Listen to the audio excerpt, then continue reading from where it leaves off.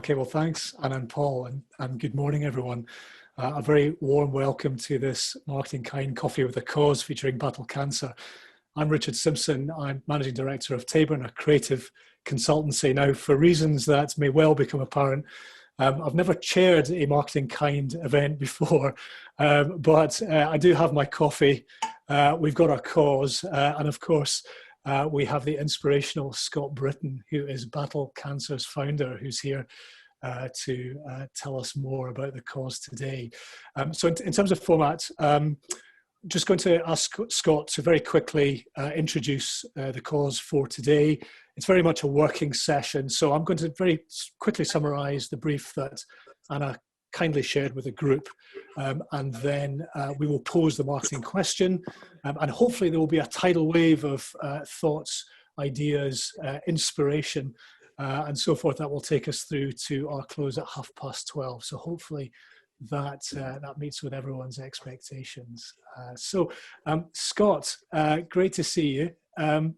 Can you please give us a brief introduction to Battle Cancer and Battle Cancer Programme? My name's Scott Britton. I founded Battle Cancer around about 4 years ago now, after multiple attempts of trying to do individualized fundraising attempts for various cancer charities. At the time, I worked as a detective sergeant in the police, worked in very serious crime, which Anna's kindly linked me into before on modern day slavery. And one of the key elements for me was, how do you bring people together who all want to do something great, but maybe don't have the functionality to have a strong output in terms of what they can actually do with their fundraising ability.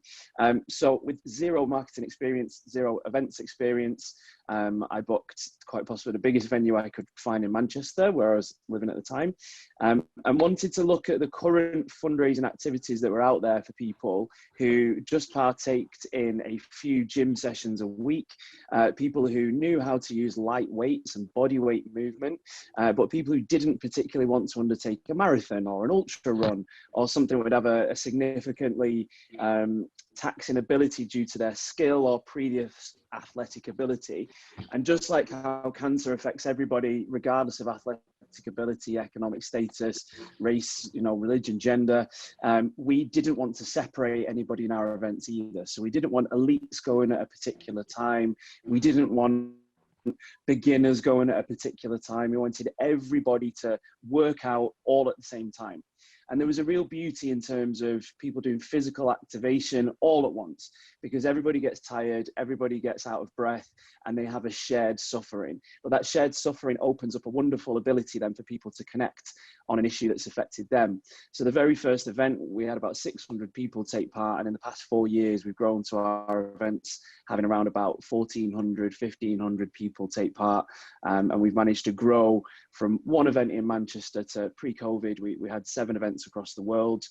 We ran multiple activations across America. We've had events in Germany, Spain, France, Iceland, Dublin. Our London events are our global sort of centerpiece of what we try and do.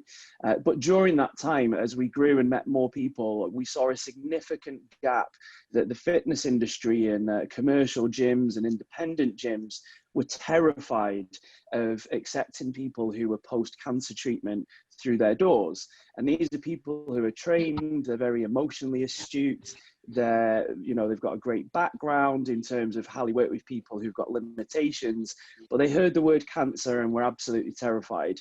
So what we've done over the past year is build out, on the back of some other successful but much smaller programs, a 12-week program that we deliver both online, completely free, and in 14 locations across the UK and US, again, completely free, for groups of people who are post-cancer treatment to enter into a 12-week structured class program of a return to fitness. But the real beauty of that is that we want to return people back to the identity that they had previously. So we use the World Health Organization's quality of life questionnaire to look at their dependence on medication, to look at how they interact socially, to look at their outlook on both how they see themselves and how others see them.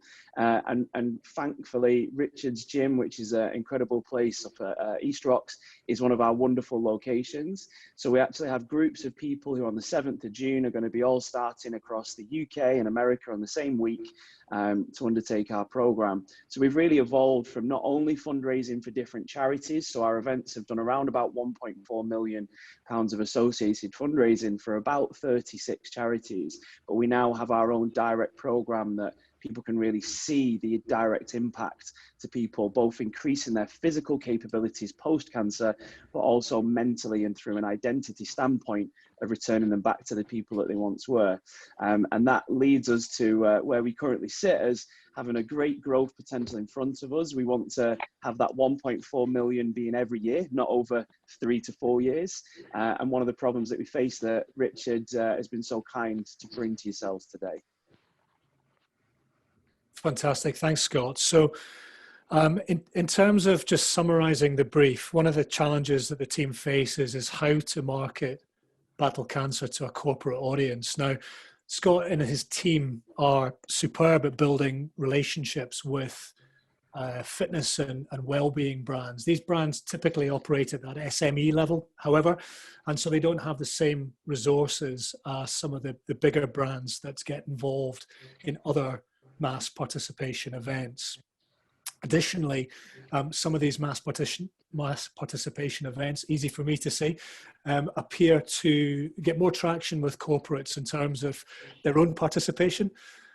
So we've identified that there can be a bit of a blocker for Battle Cancer to date in terms of a lack of network and connections.